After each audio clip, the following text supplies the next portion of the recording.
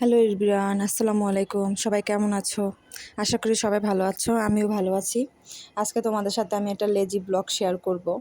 আজকে সারাদিন খুবই ঘুমাইছি, মানে এত পরিমাণ ঘুম ছিল আমার। আমি 12:30টার দিকে ঘুম থেকে উঠে তারপরে 1টা কি 1:30টার দিকে আমি মেবি একটা পরোটা আর একটু চা খেয়েছিলাম। তারপরে সারাদিন একটু রান্না করিনি। তারপরে গতকালকে রাতের লেফট ওভার কিছু খাবার ছিল, তো ওইটা খেয়ে নিয়েছিলাম। এই তো সন্ধ্যার সময়, এখন তো কিছু খেতেই হবে। তারপরে আমি আমার ছেলের জন্য আর আমার জন্য, দুইজনের জন্য একটু নুডলস রান্না করে নিচ্ছিলাম। তো এইখানে আমি নুডলস সিদ্ধ করে নিয়েছি, এর মধ্যে কড়াইতে তেল দিয়ে তার মধ্যে একটু রসুন কুচি দিয়েছি। আমার আবার নুডলসের মধ্যে রসুন কুচিটা দিলে খুব বেশি ভালো লাগে।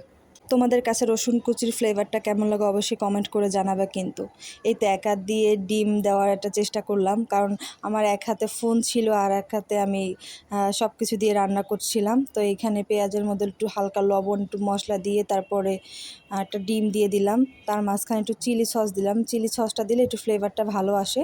তারপরে একটু ভেজে নিয়ে হালকা তার মাঝখানে নুডলসটুকু দিয়ে দিলাম। নুডলসটা দিয়ে একটু ভালো করে নেড়ে চেড়ে ভাজা ভাজা করে আমি নামিয়ে নিব।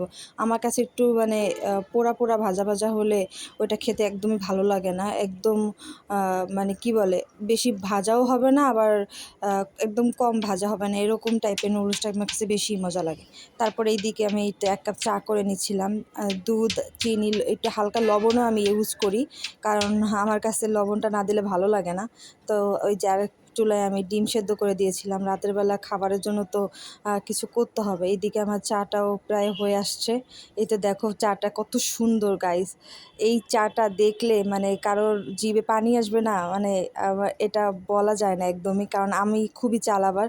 আর আমার মতো কে কে চা লাভার আছে অবশ্যই কমেন্ট করে জানাবা। যে যে চা পছন্দ করে অবশ্যই ভিডিও দেখে তার অবশ্যই এখনই গিয়ে চা করে খেতে ইচ্ছে করবে, আমি শিওর।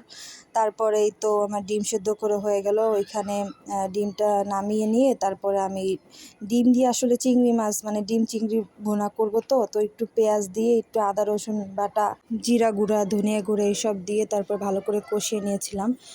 এর মধ্যে কিন্তু হলুদ গুঁড়া, মরিচের গুঁড়াও দিয়েছিলাম। তারপরে এই তো চিংড়ি মাছ দিয়ে ভাজা ভাজা করে তার মাঝখানে ডিম দিয়ে দিব।